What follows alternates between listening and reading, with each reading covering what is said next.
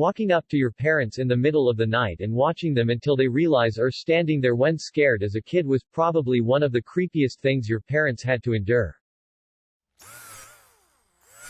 Mommy, I don't feel good. Nothing gets you out of bed faster. Dog puke, cat puke, kid puke, somehow they all pick the hardest places to clean at 3 in the morning. Some would say any place is hard to clean at 3 a.m. Cat started to puke on bed at 2 a.m. I woke up so fast and just flail kicked into the darkness to get her off the bed. Felt bad, I punted her in the throes of vomiting, but no puke on the bed. Might have kicked husband multiple times in the process. This is true. Last time I was in hospital, the only bed they could find for me was in the colorectal ward. An old mate in the bed across the room from me had a serious blockage of the bowel. For days, he groaned and he moaned, while his abdomen slowly inflated like the belly of a dead toad left out in the sun. Then, one night, at around 2:30 a.m., there was a noise. A quiet cough, which turned into a burp, which became a loud growl and finally ended up sounding like someone screaming into a metal bucket while emptying quite a lot of wet cement onto the floor. He gasped. The rest of us sat up in bed. I drew in a breath to ask if he was okay, and I will forever regret doing that. Everything in his digestive system had reached the point where there simply was nowhere left to go, except back out the way it came. The doctors called it an episode of fecal vomiting. I called it the single worst thing I had ever smelled in my entire life. I was up and out of that room so fast I completely forgot that my gown wasn't done up properly at the back, and my skinny, pasty white butt was but a speck on the horizon as I legged it for the exit. I also have 2 children. One of them, while sitting up in bed with me reading a book, shat himself so hard that the poo actually traveled out the back of the nappy, up through the onesie and hit him on the back of the head. For a brief moment, he had a golden brown corona around his head, like an unholy halo of shit. He was so shocked, he then vomited.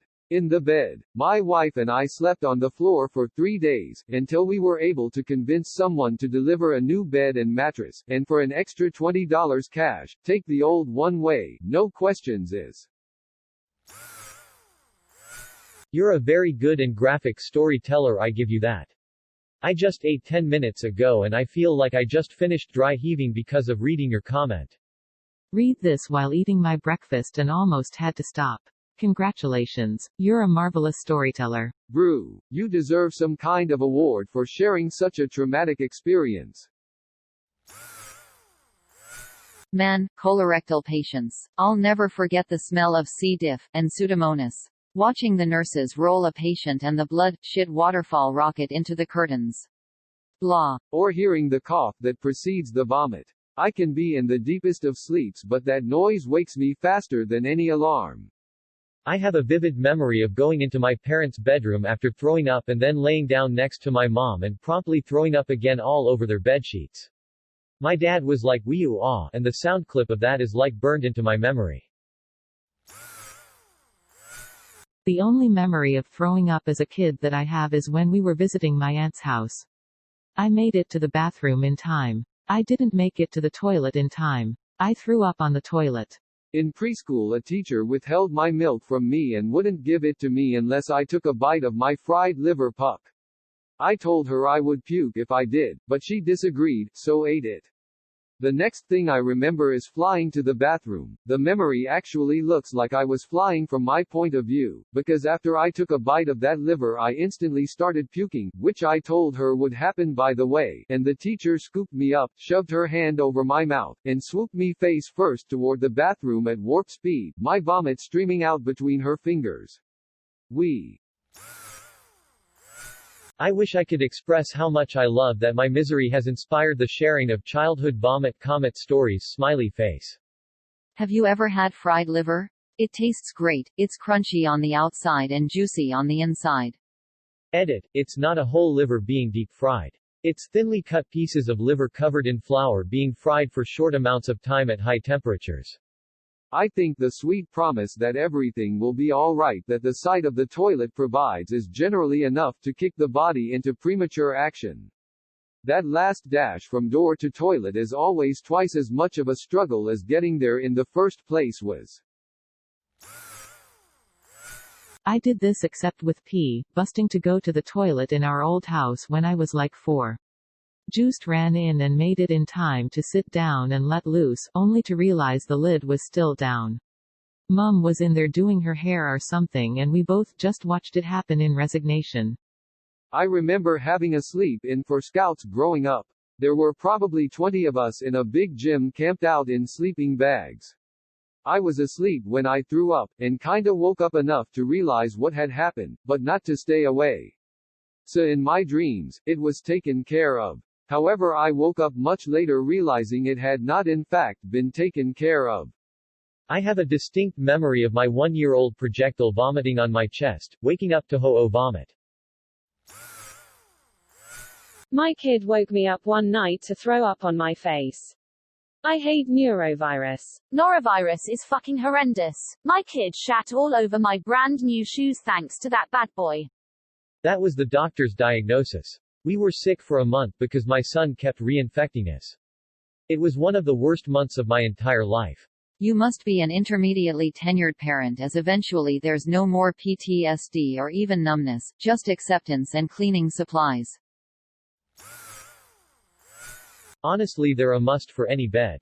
IDK how many drinks I've spilled onto my bed, but my waterproof mattress cover keeps me from having to buy a new mattress just because I'm clumsy and don't learn law.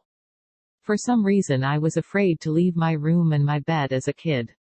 Probably because my mother didn't want me roaming through the house and me taking the "and don't you dare get out before I get you" literally. I still vividly remember calling for my mother for what seemed like half an hour whilst throwing up all over my bed. I guess I can tell you basically what happened when I did it.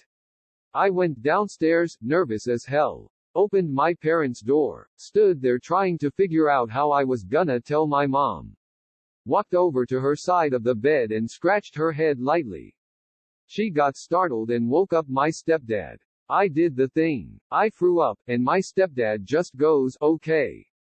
So, and then I apologized and went back to bed, threw my sheets in the bathtub to deal with in the morning.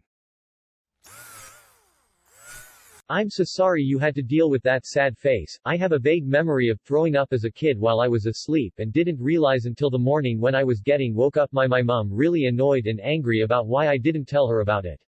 Like, I was so confused why I was getting shouted at. Only when I got older did I realize how dangerous it was that I was sick in my sleep and didn't wake up right away, but I obviously couldn't explain myself properly at the time. She thought I woke up, spewed, then slept in it and was so pissed off. When I was a kid I got super sick from eating too many tamales. It was the middle of the night and I woke up to the sudden urge to puke. I don't know why my instant reaction was to walk to my mom's room that was on the complete opposite side of the house instead of the restroom that was right next to my bedroom door. I threw up the entire way over there. It was all over the place. The hallway, the walls, the living room, the couches, everywhere. My mom had to get up and clean this terrible mess I had made that could have been prevented had I just gone to the restroom. This was literally one of the worst nights of my life. My family was staying in an Airbnb because my brother was getting married. It was very Spartan, but the price was right. My youngest was sleeping on an air mattress and got sick and threw up all over it at about 1 a.m. My wife was sick too. She didn't throw up, but she couldn't get out of bed. I spent the next hour bathing him and trying to clean the air mattress with cleaning wipes, the only cleaning products in the whole place. Finally I had things clean enough for 2 a.m., got him settled back down, and went back to sleep. He comes in 2 hours later and wakes me up again. Apparently he had tried to make it to the bathroom and hadn't made it in time. The illness had given him explosive diarrhea. Fortunately he made it to the tiled bathroom before it happened, but oh what a mess. My wife forced herself out of bed to help with that one. Literally the most relatable thing ever. I always felt like I had to tell my parents before I threw up. Lots of mid-sentence puking on their bedroom floor. I want to know why kids throw up so much. Why can we all relate to this so much? I feel like kids just don't have enough experience with bodily functions yet. When you're nauseous as an adult, you might wake up in the middle of the night and go try and eat some crackers and settle your stomach. I feel like kids just feel like something's wrong but have no idea what's happening until the vomit is halfway up their throat. This for sure, and they don't have the sense to stop doing the thing that is nauseating them. Their immune system and digestive system aren't fully developed yet. Oh my god, I was such a sickly kid. I used to get stomach bugs 4 to 5 times a year. I remember once vomiting over the side of my top bunk and it splashing down the bedroom wall. Sorry mom. I used to sleepwalk a hell of a lot as a kid. Apparently I would just stand in the doorway to the bedroom and watch them until someone woke up and saw me standing there. My brother used to sleepwalk into my room years later when he was about 8 and I couldn't apologize enough to my parents because seeing my brother standing there in the open doorway I normally close nearly gave me a heart attack.